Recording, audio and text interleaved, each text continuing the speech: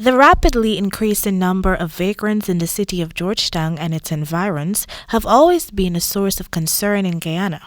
And although various avenues have been explored in the past, such as Project Restore Guyana, which was a multidisciplinary task force that was set up by government in 2016 to address, among other social ills, the welfare management of the homeless and addicted, financial constraints compelled the body to shelve plans for vagrant removal. As such, the issue of vagrancy remains a pandemic today. Against this background, and in a recent interview with the Minister of Human Services and Social Security Vidya Prasad, it was relayed that although the ministry is seeking to address the issue, constraints abound. She reminded that there is legislation which speaks to vagrancy, but noted that the laws are outdated and need to be reformed.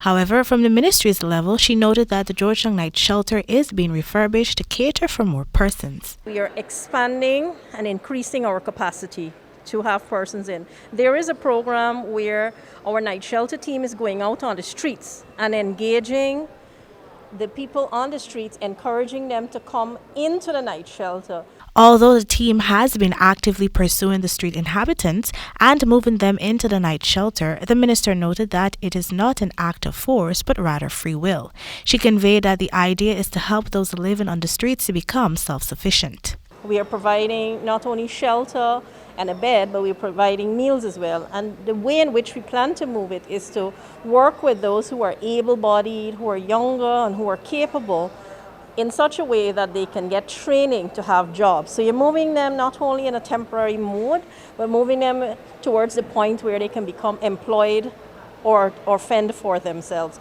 However, while the ministry is attempting to curb the issue, it was noted that there is still the matter of substance abuse, which is the key contributor to many persons becoming homeless. But as the minister contends, the vagrancy plague existing in Guyana and more specifically in Georgetown is being addressed to the best of the government's ability. Mayor of Georgetown, Ubraj Narayan, is standing in firm opposition of that fact. In a telephone interview with His Worship on Tuesday, he relayed that the mayor and city council, having realized the upsurge of vagrants on the streets of Georgetown, had requested a meeting with the minister, but it never materialized. According to the mayor, many believe that the council is responsible for the removal of vagrants, but it is not so.